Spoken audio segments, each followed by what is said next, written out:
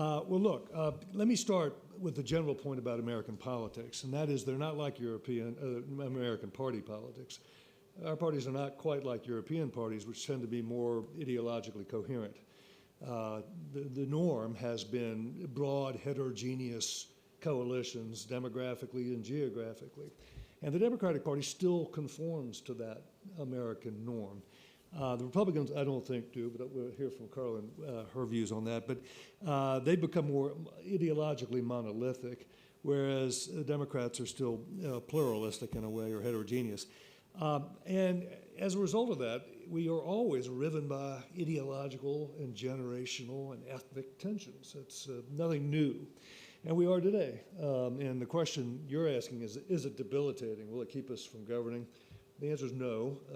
We've had some rough patches here in this year, but I think actually we are past the worst, and we're going to spend the next year trying to rebuild our position going into the midterm election. But let me talk a little about these fissures. And they spilled out, the party rallied with impressive solidarity behind Joe Biden in 2020 because they really are. We have a very strong and vocal left wing to whom Biden was kind of the old establishment. They weren't really sold on Joe Biden at all. But they, more than ideology, we all wanted to get rid of Donald Trump. That was the prime driving imperative. And Joe Biden looked like the best bet to do that, so the party rallied behind him. But its sectarian divisions have spilled out in the open around the Build Back Better fight in a way that hadn't been helpful to his cause, the Democratic cause. I should say I'm a Democrat. I'm fairly partisan, but I'm unofficial, not part of the party, so there were some who would like to excommunicate me, but that's okay. And we saw these sectarian divisions, as you noted, Francois, play out over this big social spending bill, which is still being debated. We're still trying to shape up a nearly $2 trillion human infrastructure package that was whittled down from almost twice that. And we're not quite there yet. I think it'll happen, but Joe Manchin still is not quite on board, and we'll see how that plays out. We'll get something passed. But those sectarian divisions were on display right as we were heading into the off-year election last month. In America, we have this odd-year election right after a presidential election, and it's kind of a midterm between the midterm between the midterm and the national election. But it's very revealing. And what happened there was partially because the president's approval ratings have gone down dramatically. More than 10 points since June, when he was up, I think at half, 51 or 52%. And this battling contributed, I think, to the fall of his approval ratings, and and it happened right on the eve of an important election, which turned out to be a disaster for Democrats. I live in the state of Virginia. Virginia was a big state that where the Democrats lost across the board. Pretty much a Republican sweep, and pretty much knocked Virginia out of the blue category into, I don't know, purple or worse, at least for now. We'll see. But it was a bad, and it wasn't just there in New Jersey, which is an even bluer, even more Democratic state. Democrats really suffered big erosion. And there's no question that the president's low popularity ratings were a contributing factor to that. But the good news from my point of view is this election punctured, or it's begun to puncture the myth of the progressive ascendancy. This is the idea that the Democratic Party is inexorably moving to the left, that because of demographic change, becoming a less white country, and because of young activists, basically millennial activists, the future of the Democratic Party looks more like AOC and, Alexander Ocasio-Cortez and Bernie Sanders. I don't actually think that's true, and I think this election dealt a blow to that point. There's no question that the Democratic Party has moved left in this century, since 2000, and young people are the driving force behind that. But we remain a party that's evenly balanced between what we call liberals, which is not the same as European liberals. This means left in the American context, and and moderates and moderates and liberals. So it's a party that has two camps that have to live together if we're going to be successful.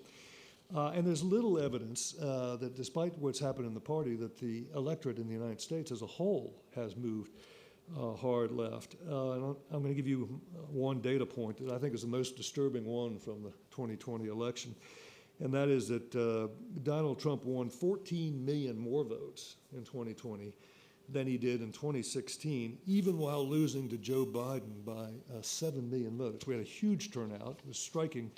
But Trump and the Republicans overperformed in 2016 and still lost, thanks to a lot of defections on the Republican side and moderates and independents who couldn't abide Donald Trump. So there's an analyst, a young left-wing analyst in America who's getting a lot of attention these days named David Shore, and I think he's got it about right. He says, most voters are not liberals. So if Democrats polarize the electorate on ideological plane, or if nationally prominent Democrats raise the salience of issues, I'll just throw out defunding the police, for example, that polarize the electorate around ideology, we lose. That's not the path to victory for Democrats. I would, we are particularly at Progressive Policy Institute interested in those Democrats who have to run and win in competitive areas. We call it swing districts, swing states, not the deep blue cities that are overwhelmingly Democratic. It doesn't matter what the ideological profile of the candidates there. But very left-leaning candidates can't win in the suburbs of Pittsburgh or some of the big cities in Wisconsin and so forth, Milwaukee, Georgia, places like that. So we're concerned about those Democrats because they are the difference between being in power and being out of power, between having a majority or not, a governing majority or not having it. And what we've seen is that, and this I think goes to the core dilemma and the core tension within the Democratic coalition right now, that, it's very obvious that Democrats have a working class problem, that the white working class is powerfully for Trump and the Republicans. And we lost the white working class by 26 points in 2020. But the thing that's become more apparent in the last 2 years is we also have something of a working class problem with black and Hispanic voters, particularly Hispanic, where the Republicans made gains with Hispanic voters in 2020, very significant gains, less so with black voters. But the truth is, if you look at the polling and you talk to voters, working class, black and Hispanic voters, are just much more socially moderate, less disposed to think that democratic socialism is a good idea, than white, urban, young college graduates. This is the progressive base, and what Thomas Piketty calls the Brahmin left. And so we have a cultural divide within the party between these young, very educated, large, winners in the meritocratic race in the intangible economy who live in the cities, and working class people who live in the suburbs, exurbs, and the countryside. And it's a really serious problem that we have to grapple with to be successful in the midterms and afterwards. Because those progressives that get so much attention from this press, I will agree with you on that, Amy, that the press really gets so much wrong. They really aren't driving the party, but you would have that impression if all you did was to read the New York Times.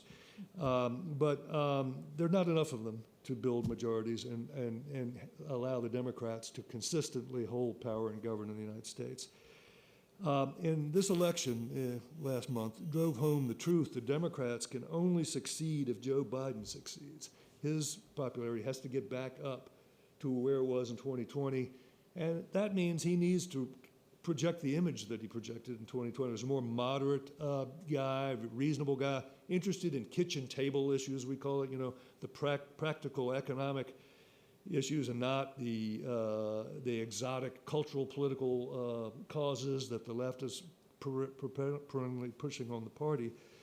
And, what we need is for the left and pragmatic wings of the party to keep their disputes within reasonable bounds so that this president can regain his footing. I think that can happen.